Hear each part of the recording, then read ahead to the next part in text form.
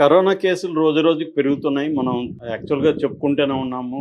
మే 19కి 257 కేసులున్నాయి. ఇవాళ 4000 కేసులు దాటిపోయినాయి. ఎందుకంటే ఇంకా కంప్లీట్ డేటా కూడా ఇవ్వలేదు. కానీ ఇప్పటివరకు ఉన్న డేటా ప్రకారమే 4000 కేసులు దాటిపోయినాయి. ఒక్క కేరళలోనే 1435 కేసులు మొన్నటికి, నిన్న డేటా ఇంకా రిలీజ్ చేయలేదు. మొన్నటికి 1435. అట్లాగే మహారాష్ట్రలో 560 కేసులు, ఢిల్లీలో 483, తర్వాత వెస్ట్ బెంగాల్లో 333, గుజరాత్లో 338, కర్ణాటకలో 238, తమిళనాడులో 199, ఉత్తరప్రదేశ్లో 147, ఆంధ్రప్రదేశ్లో 25 వరకు ఇప్పటి వరకు వచ్చినాయని చెప్తున్నారు. ఇక డెత్లు కూడా దాదాపు 50 మంది వరకు ఇప్పుడు చనిపోయినారని చెప్తున్నారు. ఇంకా చాలా రాష్ట్రాల్లో కేసులు ఉన్నాయి, కానీ వాళ్ళు ఎక్కువగా టెస్టులు చేయకపోవడం వల్ల కేసులు సంఖ్య కరెక్ట్గా తెలియదని ఓవరాల్గా అఫిషియల్గా ప్రకటించింది వచ్చి నిన్నటికి 3921 కేసులు, అంటే దాదాపు 4000 కేసులు ప్రకటించారు. ఇంకా నిన్న వస్తుంది, మళ్ళీ రోజుకి 1000 కేసులు దాటి వస్తున్నాయని చెప్తున్నారు. సో ఈ సంఖ్య విపరీతంగా సర్జింగ్ అంటారు, అంటే పెరుగుతూ వెళ్తూ ఉంది. సో ఇది ఒక ఆందోళనకరంగానే ఉంది. ఎందుకంటే మనం గతంలో కూడా ఇలాగే స్టార్ట్ అయ్యి ఏ స్థాయి, లక్షల స్థాయిలో, కోట్ల స్థాయిలో జనాలకి అఫెక్ట్ అయింది చూసాం. అయితే ఇక్కడ ముందుగా మనం నెగటివ్ ఆస్పెక్ట్స్ ఆఫ్ దీన్ని చెప్పుకోవాలంటే, మనకి ఇప్పటికి కూడా రాష్ట్ర ప్రభుత్వాలు అప్రమత్తంగా లేదని చెప్తున్నారు. ఇప్పటికి ఫంక్షన్లు జరుగుతున్నాయి, గుంపులు గుంపులుగా వెళ్తున్నారు, మీటింగ్స్ జరుగుతున్నాయి, ట్రావెల్ ఎక్కడ ఆగలేదు, ఇవన్నీ అయితే జరుగుతున్నాయి. కానీ దీని దగ్గర జాగ్రత్తలు తీసుకోవాల్సిన అవసరం ఉందనేది ఎక్కువ మంది హెచ్చరిస్తున్నారు.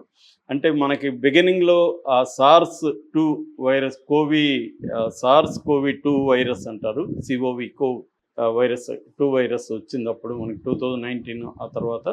ఆ తర్వాత డెల్టా వచ్చింది, దాని తర్వాత ఒమిక్రాన్ వచ్చింది. ఇప్పుడు ఒమిక్రాన్కి సంబంధించిన వేరియంట్స్ ఒకటి NB1.8.1, LF7, ఈ 2 వేరియంట్స్ ఎక్కువ ఉన్నాయి. అవి కాకుండా XEC అనే ఒక వైరస్ కూడా ఈ మధ్య ఎంటర్ అయిందని చెప్తున్నారు.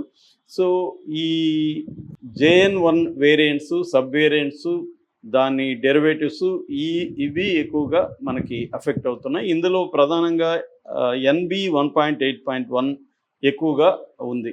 తర్వాత పాజిటివిటీ రేటు అలార్మింగ్గా పెరుగుతుంది. మొన్నటి వరకు 11% ఉంది, ఇవాళ 16% వరకు పాజిటివిటీ రేటు పెరిగిందని చెప్తున్నారు. అంటే టెస్ట్ చేసిన కేసుల్లో పాజిటివ్గా ఎన్ని వస్తున్నాయని. అందుకని చాలామందికి ఉండొచ్చు, కానీ వాళ్ళు వచ్చి టెస్టులు చేసుకోవట్లేదు. ప్రభుత్వం కూడా ఇంకా ఫుల్ ఫ్లెడ్జెడ్గా టెస్టులని ప్రోత్సహించట్లేదు. అంటే ర్యాపిడ్ టెస్ట్ మెకానిజం అనేది ఇంకా ఫుల్ ఫ్లెడ్జెడ్గా మిగతా రాష్ట్రాల్లో కనబడట్లేదు. నిజానికి తక్కువ కేసులు రాష్ట్రాలు మన దాంట్లో లేదనుకునే పరిస్థితి లేదు.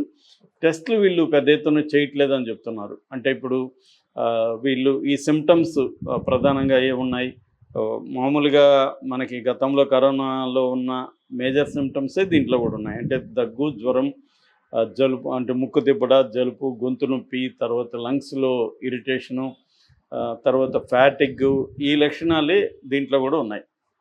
అయితే ఈ లక్షణాలు ఉన్న వాళ్ళకి మామూలుగా పారాసెటమాల్ లేదా యాంటీబయాటిక్ ఇచ్చి పంపించేస్తున్నారు తప్ప వాళ్ళకి ఈ కరోనా టెస్టులు చేయడం అనేది ఇప్పటికి కూడా జరగట్లేదు.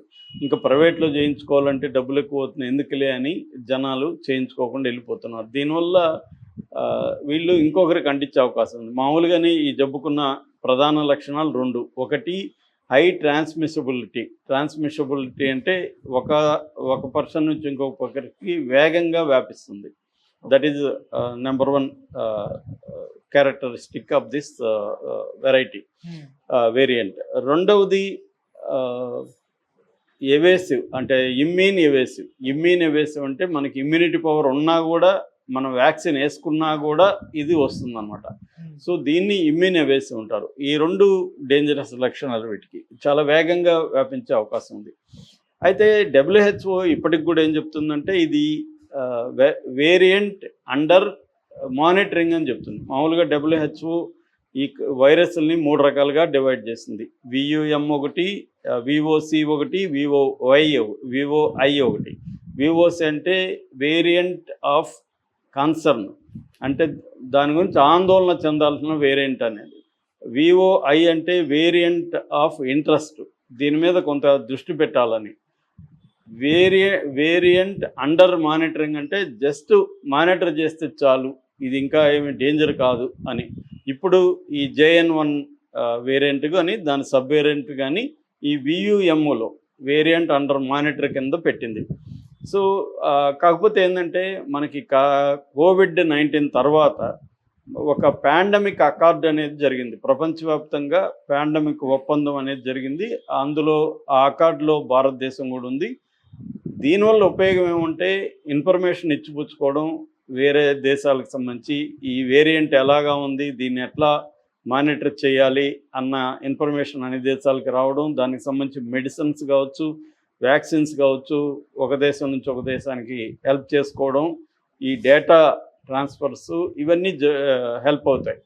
కాకపోతే ఏంటంటే అమెరికా దీని నుంచి బయటకు వచ్చింది ట్రంప్ వల్ల, అందువల్ల ఫండ్స్ ఆగిపోయినాయి దీనికి, అందువల్ల కూడా ఇది ఇబ్బందుల్లో ఉంది. ఇంకొక కారణం ఏంటంటే ఈ లో ఇన్కమ్ గ్రూప్స్ ఉన్న ఇండియా లాంటి దేశాలకి మొన్ననే WHO ఒక వార్నింగ్ జారీ చేసింది. ఆ వార్నింగ్ ఏంటంటే మీరు హెల్త్ బడ్జెట్ బాగా తగ్గించేస్తున్నారు, ఇది డేంజరు, హెల్త్ బడ్జెట్ పెంచండి, హెల్త్ మీద ఫోకస్ చేయండి. ఒకటి పబ్లిక్ హెల్త్ కేరు, మెడిసిన్స్ కావచ్చు, లేకపోతే PPE కిట్స్ కావచ్చు, టెస్టింగ్ పరికరాలు కావచ్చు, ట్రైనింగ్ కావచ్చు, ఇవన్నీ పెంచాలని చెప్తుంది. అంటే ఒకటి surveillance of the disease, rapid detection of the disease, తర్వాత ప్రాపర్ ట్రీట్మెంట్. ఇది ఈ 3 ప్రధానంగా ప్రోటోకాల్స్ని ఫాలో కావాలి అని WHO చెప్తుంది. కానీ మనకి ఏంటంటే మనకి వచ్చినప్పుడు మనం ఆందోళన పడుతున్నాం తప్ప తర్వాత వాటికి బడ్జెట్లు పెంచి పబ్లిక్ హెల్త్ కేర్ అనేది చేయట్లేదు. రెండవది యూనిఫైడ్ డేటా సిస్టమ్ అనేది ఎవాల్వ్ కావట్లేదు. ప్రైవేట్ వాళ్ళు చేసిన డేటా మనకి ఇవ్వట్లేదు, గవర్నమెంట్కి ఇవ్వట్లేదు. సో గవర్నమెంట్ దగ్గర కంప్లీట్ డేటా ఉండట్లేదు, ఈ డేటా షేరింగ్ లేదు. ఈ డేటా షేరింగ్ లేనప్పుడు దాని అనాలిసిస్ ఏముంటుంది? ఇటువంటి ప్రాబ్లమ్స్ ఇండియాలో ఉన్నాయి.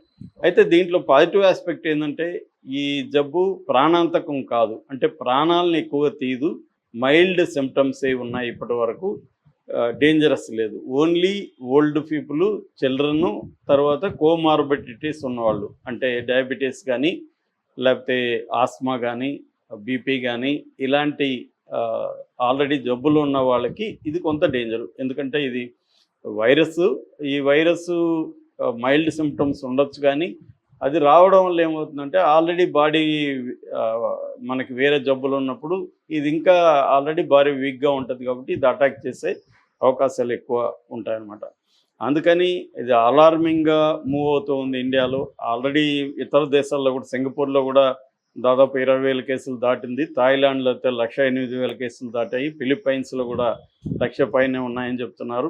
ఇలా థాయిలాండ్, ఫిలిప్పైన్స్, హాంకాంగ్, సింగపూరు, తర్వాత చైనా అయితే బయట పెట్టట్లేదు కానీ చైనాలో కూడా బాగా పెరుగుతున్నాయని చెప్తున్నారు. సో ఇలాగా ఏషియన్ కంట్రీస్లో ఈ వైరస్ ఎక్కువగా కనిపిస్తుంది. ఏదేమైనా మనం ఇండివిజువల్గా అప్రమత్తంగా ఉండాలి. మన హెల్త్, ఈ కరోనా ప్రోటోకాల్ అందరికీ తెలుసు, మాస్కులు వేసుకోవడం, శుభ్రంగా ఉండడం, చేతులు కడుక్కోవడం, గుంపుల్లోకి వెళ్లకుండా ఉండడం, ఇలాంటి ప్రోటోకాల్స్ మనం ఫాలో కావాలి. దాని తర్వాత కంగారు పడకుండా మీడియాలో ఏదంటే అది చూడకుండా WHO వాళ్ళ డాష్ బోర్డు కానీ, లేకపోతే మన Indian ministry of health and women welfare శాఖ ఏదైతే ఉందో మినిస్ట్రీ, వాళ్ళ వెబ్సైట్ కానీ ఇట్లాంటి అథెంటిక్ వెబ్సైట్స్ను చూసి దాన్ని ఫాలో అవ్వాలి తప్ప మీడియాలో భయభ్రాంతం చేసే వీడియోలను ఇంకో దాన్ని చూసి భయపడాల్సిన అవసరం లేదు. అంటే ప్యానిక్ అవ్వాల్సిన అవసరం లేదు, జాగ్రత్తలు మాత్రం తీసుకోవాలి.